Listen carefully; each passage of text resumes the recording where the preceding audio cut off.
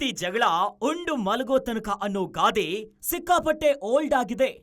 ಗಂಡ ಹೆಂಡತಿ ಜಗಳ ಪೊಲೀಸ್ ಸ್ಟೇಷನ್ ಮೆಟ್ಟಿಲೇರಿ ಡಿವೋರ್ಸ್ ಹಂತಕ್ಕೆ ಹೋಗೋದು ಕಾಮನ್ ಆಗಿದೆ. ಇಲ್ಲೂ ಅಷ್ಟೇ, ಆತ ಕಬಡ್ಡಿಯ ಆಟಗಾರ, ಟೀಂ ಇಂಡಿಯಾದ ಮಾಜಿ ಕ್ಯಾಪ್ಟನ್ ದೀಪಕ್ ಹೂಡಾ.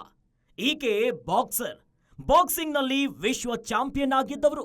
ಸವಿತಿ ಬೂರಾ ಇವರಿಬ್ಬರು ಮದುವೆಯಾಗಿದ್ರು. ಮದುವೆಯಾಗಿ 2.5 ವರ್ಷವಷ್ಟೇ ಆಗಿತ್ತು. ಈಗ ನೋಡಿದ್ರೆ ಗಂಡನಿಗೆ ಪೊಲೀಸ್ ಸ್ಟೇಷನ್ನಲ್ಲಿಯೇ ಹೊಡೆದು ಸುದ್ದಿಯಾಗಿದ್ದಾರೆ.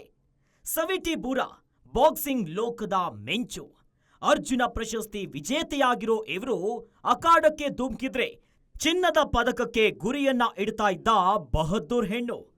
ಏಷ್ಯಾ ಕಪ್, ವಿಶ್ವಕಪ್ ಪಂದ್ಯಗಳಲ್ಲಿ ಚಾಂಪಿಯನ್ ಆಗಿದ್ದವರು. ಈಗ ಈಕೆ ತನ್ನ ಗಂಡ ದೀಪಕ್ ಹೂಡಾ ಮೇಲೆ ವರದಕ್ಷಿಣೆಯ ಕಿರುಕುಳ ಕೊಟ್ಟ ಆರೋಪವನ್ನ ಹೊರಿಸಿದ್ದಾರೆ. ವಿಷಯ ಏನಂದ್ರೆ, ದೀಪಕ್ ಹೂಡಾ ಮದುವೆ ಟೈಮಲ್ಲಿ 1 ಕೋಟಿ ವರದಕ್ಷಿಣೆಯನ್ನ ಕೇಳಿದ್ರಂತೆ. ಅದನ್ನ ಕೊಟ್ಟು ಒಂದು ಫಾರ್ಚುನರ್ ಕಾರನ್ನ ಕೊಟ್ಟಿದಾರಂತೆ. ಆದ್ರೆ ಮತ್ತೆ ವರದಕ್ಷಿಣೆ ಹಣಕ್ಕಾಗಿ ಪೀಡಿಸ್ತಾ ಇದ್ರಂತೆ ದೀಪಕ್ ಹೂಡಾ. ಪೊಲೀಸ್ ಕಂಪ್ಲೇಂಟ್ ಆಗಿದ್ದ ಕಾರಣ ಪೊಲೀಸರು ಇವರಿಬ್ಬರನ್ನ ಸಂಧಾನಕ್ಕಾಗಿ ಸ್ಟೇಷನ್ಗೆ ಕರೆಸಿದ್ದಾರೆ. ಮಾತಿಗೆ ಮಾತು ಬೆಳೆದು ಹೊಡೆದಾಟಕ್ಕೆ ತಿರುಗಿದೆ. ಇನ್ನು ದೀಪಕ್ ಹೂಡಾ ಕಬಡ್ಡಿ ಆಟಗಾರ, ಟೀಂ ಇಂಡಿಯಾದ ಮಾಜಿ ಕ್ಯಾಪ್ಟನ್ ಆಗಿದ್ದವರು, ದಕ್ಷಿಣ ಏಷ್ಯಾ ಕಪ್ ಅನ್ನ ಗೆದ್ದ ತಂಡದಲ್ಲಿದ್ದವರು. ಇನ್ನು ಪ್ರೊ ಕಬಡ್ಡಿಯಲ್ಲೂ ಕೂಡ ದೀಪಕ್ ಅವರು ಸ್ಟಾರ್ ಆಟಗಾರ. ಕಳೆದ ವರ್ಷ ಬಿಜೆಪಿಯನ್ನ ಸೇರಿ ಹರಿಯಾಣ ವಿಧಾನಸಭೆ ಚುನಾವಣೆಯಲ್ಲಿ ಸ್ಪರ್ಧೆ ಮಾಡಿ ಸೋತಿದ್ರು. ಈಗ ಹೆಂಡತಿಯಿಂದ ಹೊಡೆಸಿಕೊಂಡು ಸುದ್ದಿಯಾಗಿದ್ದಾರೆ.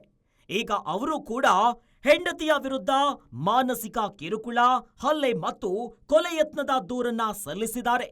ಇನ್ನು ಮೂಲಗಳ ಪ್ರಕಾರ ದೀಪಕ್ ಹೂಡಾ ಬಿಜೆಪಿ ಸೇರಿದ್ದೇ ಈ ಗಲಾಟೆಯ ಕಾರಣ ಅಂತ ಹೇಳಲಾಗ್ತಿದೆ. ಗ್ಯಾರಂಟಿ ನ್ಯೂಸ್, ಸುದ್ದಿ ಖಚಿತ, ನ್ಯಾಯ ನಿಶ್ಚಿತ.